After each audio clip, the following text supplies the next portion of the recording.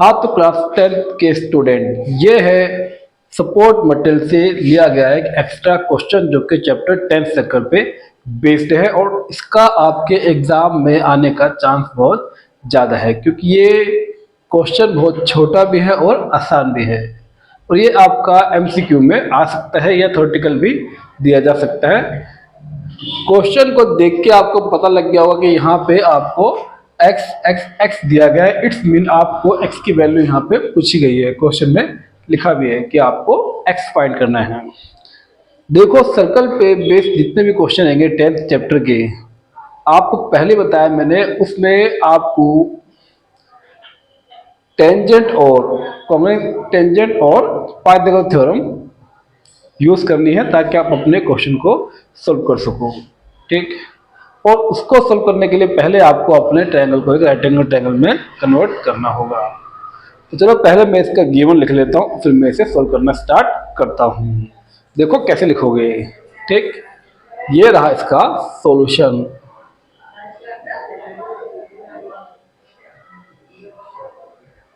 Given APN, given देखो AP N BP, इसमें दो टेंजेंट आपको गिवन है।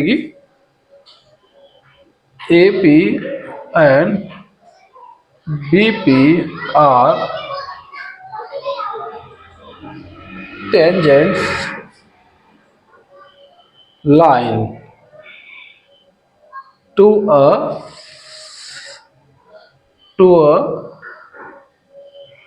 circle with center O। इसका सेंटर क्या है? O है।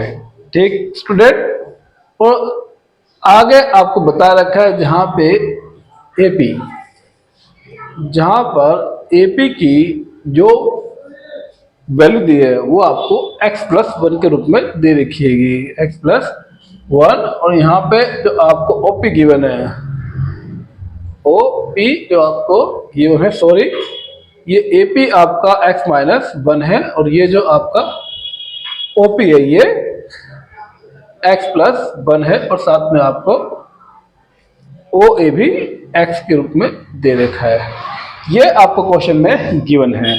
तो देखो मैंने पहले कहा है कि पहले आपको इस ट्रायंगल को जहां पे आपको सोल्व करना है आपका क्वेश्चन, उसे एक राइट एंगल में कन्वर्ट करना होगा। देखो आपको पता है कि अगर एक टेंजेंट लाइन है तो यहाँ पे 90 का एंगल फॉर्म होगा, तो पहले आप यहाँ 90 दिखा लो।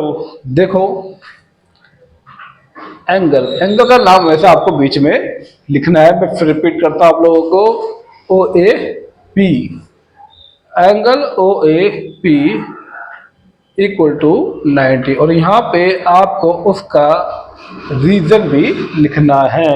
इसके बच्चे नंबर होते हैं बताने के लिए, आप लिखोगे तो आपको बेनिफिट है आंसर देने में। देखो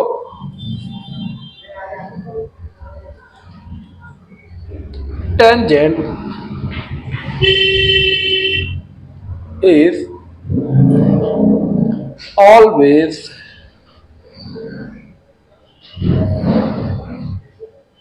perpendicular to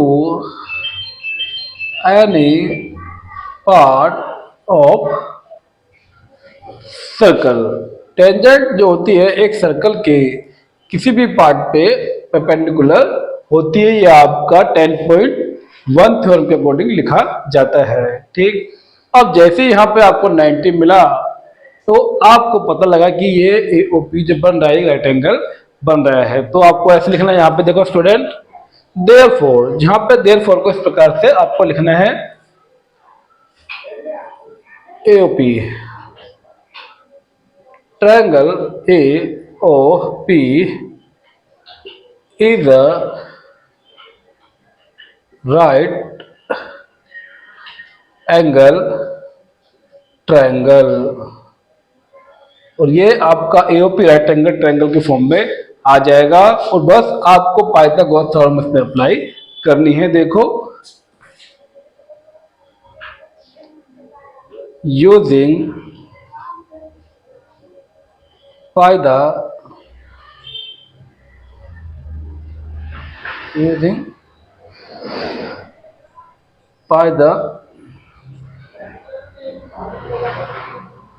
गॉसियन थ्योरम। यहाँ आपने थ्योरम अप्लाई की और पाइथागोरस थ्योरम लगाने आपको आनी भी चाहिए, तभी आपका आंसर निकलेगा।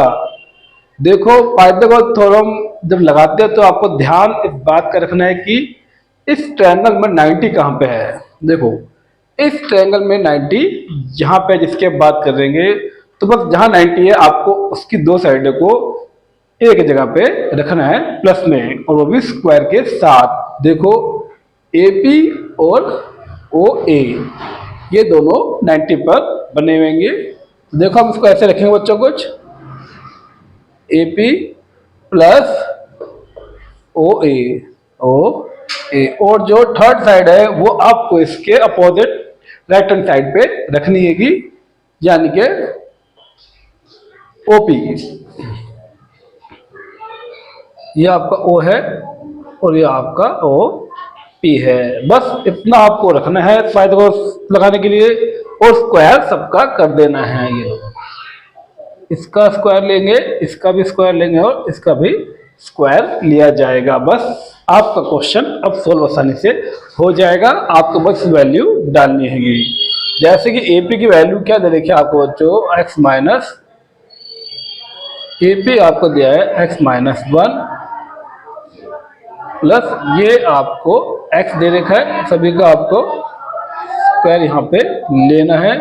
और जो OP है, OP आपको दे रखा है x प्लस 1 का स्क्वायर। समझ में आया स्टूडेंट? बस यहाँ पे आपको थोड़ा सा एक आइडेंटिटी यूज करनी है जो कि आपने 9th में भी पढ़ी होगी। देखो मैं यहाँ आपको मेंशन कर देता हूँ। आपको पता होगा कि A प्लस B का जो होल स्क्वायर जो होता है वो A square plus B square minus 2AB plus 2AB होता है। और A square minus B square जब निकालोगे तो ये आपका A square plus B square minus 2AB होता है। इसे आपको वैसे एग्जाम में दिखाने की कोई जरूरत नहीं है, फिर भी आप चाहो तो लिख सकते हो आपकी सहूलियत के लिए। इसके बाद देखो फॉर्मूला अप्लाई हो गया ये वाला, क्योंकि ये माइनस का टर्म है, ये वाला फॉर्मूला लगेगा बच्चों यहाँ पे। तो ये आएगा आपका क्या,